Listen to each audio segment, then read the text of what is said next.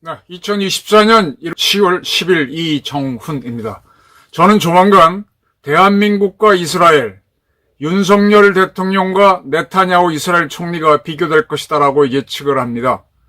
이스라엘이 한국보다 훨씬 낫다. 네타냐후가 윤석열 대통령보다 훨씬 담대하다는 평가가 나오지 않을까 우려스럽습니다. 대한민국은 도저히 이스라엘을 못 따라가고 윤석열 대통령은 네타냐후보다 못하다 이런 평가가 나오면서 안보에서 조금 위기가 생기지 않을까 하는 우려를 합니다. 왜 이런 말씀 드리는가 하면은 지금 이스라엘이 상당히 특이한 행동을 하고 있습니다. 지금 이스라엘이 레바논에 있는 헤즈볼라를 잡기 위해서 레바논을 공격했죠. 그런데 오늘부터는 시리아를 때리기 시작했습니다. 시리아는 전체가 반이스라엘이죠. 시리아 정부는 친이란입니다. 당연히 거기도 헤즈볼라를 품고 있고, 지난번 이스라엘이 삐삐 공작으로 헤즈볼라 요원들을 제거했을 때 시리아에 있던 사람들도 다쳤습니다. 시리아에도 상당한 헤즈볼라가 있는데 지금 이스라엘이 시리아에 있는 헤즈볼라를 치기 위해서 시리아를 때리고 있습니다. 굉장히 자신 있는 거죠. 이런 가운데 이스라엘은 맨 먼저 작사를 했던 게 가자 지구에 있는 하마스였습니다.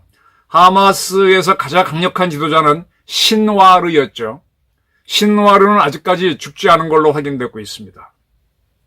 해외에서 하마스를 대신했던 하니에는 이란 대통령 취임식에 참석했다가 의문의 폭발로 테헤란에서 폭사했습니다. 그것 때문에 이란이 이스라엘을 향해서 미사일 공격을 했지만 미국과 함께 이스라엘은 완벽히 방어해냈습니다.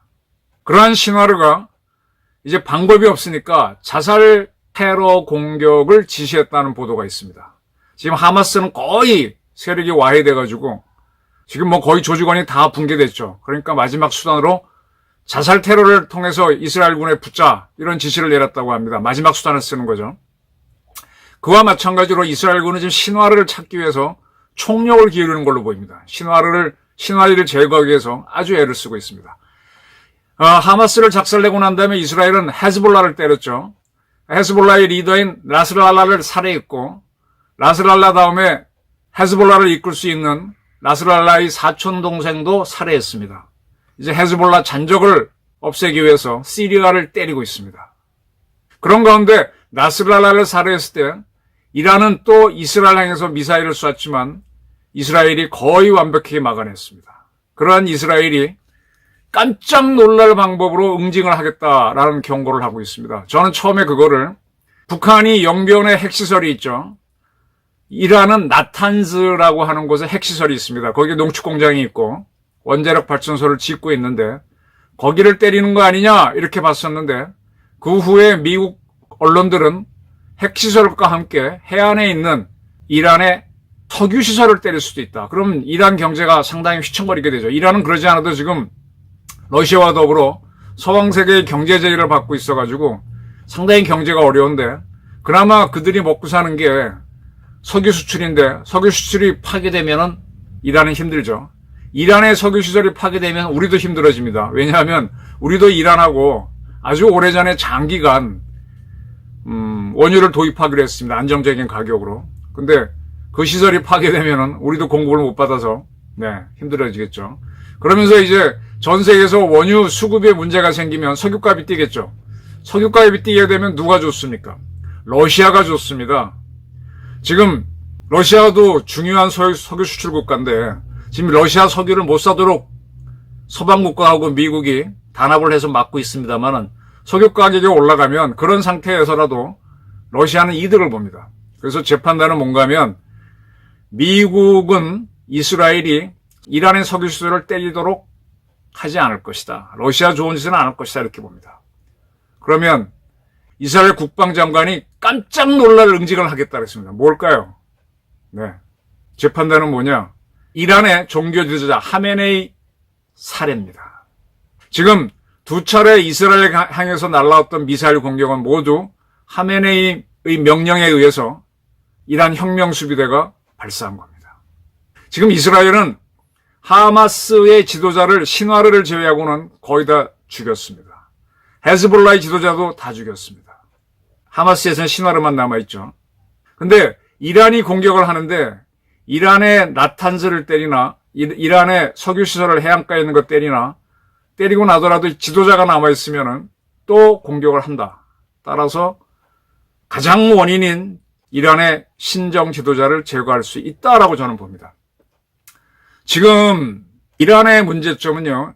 아까 제가 한이에가 이란 대통령 취임식에 참석했다가 폭사됐다 그랬는데 이란 대통령이 자기네 지방행사 참가했다가 비행기 사고로 죽었죠.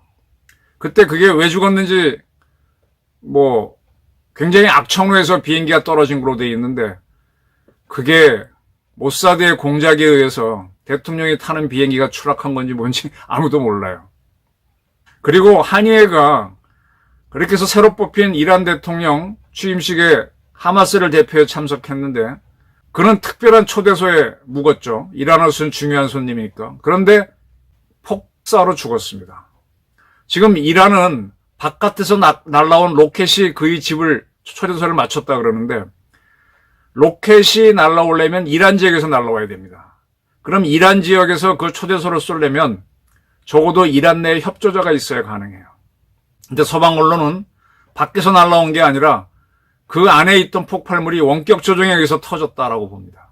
보도했습니다. 그러면 이란의 VIP를 모시는 초대소에 누군가가 폭발물을 설치했다면 이란 심장부에도 모사드 협조원이 있다는 얘기예요. 그리고 한번 제가 보도 정리해드렸지만 이란의 핵과학자가 차를 몰고 가다가 교통체증에 걸려서 정체해 있는데 갑자기 총격이 날라와서 차량과 함께 폭사했습니다. 나중에 조사해 보니까 인근에 정차되어 있던 트럭에서 기관총이 발사됐는데 그 기관총을 보니까 무인 기관총이었다. 그리고 원격으로 발사가 되도록 된 총이었다. 모사드로 보이는 기관이 원격으로 발사를 한 겁니다. 그것도 정확하게 겨냥을 해서. 그러면 이란의 주요 도시에 그 트럭을 정차해 놓고 하려면 이란의 협조자가 없으면 불가능합니다. 지금 이스라엘의 공작기관은 이란 내부에 깊숙이 침투해서 이란을 샅샅이 보고 있어요. 그리고 지금 이스라엘의 모사드가 움직이는 게 레바논에서 헤즈볼라를 타격할 때 레바논은 완전히 외국이지 않습니까? 근데 레바논의 통신기관, 우리로 얘기하면 KT라든지 SKT 같은 데를 어떻게 해킹했는지 그 지역 주민들의 핸드폰 번호를 다 알고 있었습니다. 따라서 어느 특정 지역에 헤즈볼라가 있다고 판단돼서 공격을 하기 전에 그 지역 주민들에게 언제 떠나라 라고 하는 문자를 다 보냈습니다. 그리고 삐라도 뿌렸고요. 그리고 때렸습니다. 그럼 이스라엘은 레바논의 통신기관의 비밀을 다 파악한 겁니다. 그러니까 이란도 했을 가능성이 높아요. 지금 이란의 신정 지도자 하메네이를 노리지 않겠나.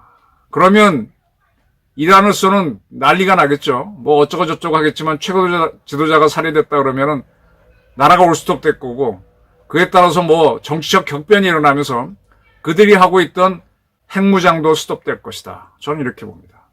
자, 이렇게 되면은 어디로 화살이 돌아오는가 하면 대한민국으로 옵니다. 지금 북한에서 연일 쓰레기 풍선, 오물풍선, 똥풍선을 보내고 있는데 대한민국 합참이 경고만 하고 전혀 막지 못하고 있어요. 제가 그래서 이 앞선 방송에서 큰 무인기를 띄워서 거기에서 그물을 떨어뜨려서 오물풍선은 잡아봐라 이런 아이디어도 제기했고 북한이 그 쓰레기를 풍선을 띄우는 곳을 향해서 최루탄을 쏴봐라. 직접 사격을 하게 되면 문제가 크니까 사람은 죽이지 않고 작업하는 자들을 혼비백산하게 하는 최루탄이라도 쏴봐라 이런 아이디어를 제기했는데 우리 군부는요. 여러분 기억하실 겁니다. 2010년에 천안함 사건을 당했습니다. 이명박 정부 때죠. 그리고 가을에 연평도 포격전을 당했습니다. 엉망진창으로 깨졌죠. 그때 보복하니 했는데 보복 못했습니다. 그때 이명박 대통령이 전쟁기념관에 가서 아주 엄숙하게 한 번만 더 하면 북한 깬다라 그랬습니다. 근데 우리 응징 보복 못했어요. 괜히 뭐 훈련한다고 연평도에 모여서 남쪽으로 사격 한번 하고 끝냈습니다. 북한은 그 이상 건들 필요는 없죠. 이미 크게 우리 패스니까 넘어갔다가 박근혜 정부 때 또 목함질의 사건을 일으켜서 도발을 하죠. 그때 박근혜 정부에서는 이북을 향해서 빈 땅에다가 155mm 자주포 포격을 하는 걸로 했습니다. 그걸로 끝이었어요. 그 이상 대응도 없었고 북한은 자기 힘자랑했고 또 그 후에 핵실험을 했기 때문에 보수 정권을 꽉 겁주고 우리는 한번 고함 한번 지르는 걸로 넘어갔습니다. 자, 윤석열 정권에 대해서 북한도 굉장히 벼르고 김정은도 벼르고 있을 겁니다. 지금 오물풍선을 띄워갖고 계속 시험하고 있는데 지금 우리 합참에서는 북한이 뭘 하게 되면 뭘 한다고 밝히지 않았어요. 레드라인은 이게 뭔지 얘기를 하진 않고 김정은 하나를 잡겠다라고 했습니다. 근데 북한에서 뭔가 도발했을 때 과연 대한민국 합참이 이명박 때도 못했고 박근혜 때도 못했는데 김정은을 쏠 수 있을까요? 만약에 네타냐후 총리가 이끄는 이스라엘이 이란의 종교지도자를 제거한다면 그리고 그때쯤에 북한이 뭔가 도발을 했을 때 우리 합참이 얘기한 대로 김정은을 쏘지 못한다면 윤석열 정부는 굉장히 위기에 처할 것이다. 맨날 말로만 뻥 까는구나 이렇게 되는 겁니다. 대통령이 할 수 있는 게 국영기업체 갖고 원전이나 방산 가지고 이렇게 좀 해보는 거. 나머지는 뭐 현대자동차, 삼성전자, 민간이 다 하니까 뭐 개입할 게 없잖아요. 그거 빼고 나면은 통수권인데 통수권 분야에서도 북한에 밀린다 그러면은 윤석열 정부는 희망이 없는 정권이 됩니다.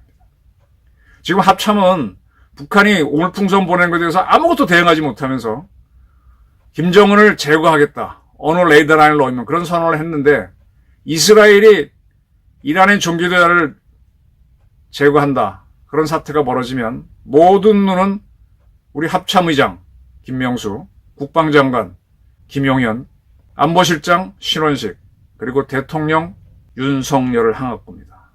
근데 우리 군부유는 그럴 배짱이 없습니다. 이게 문제란 얘기입니다.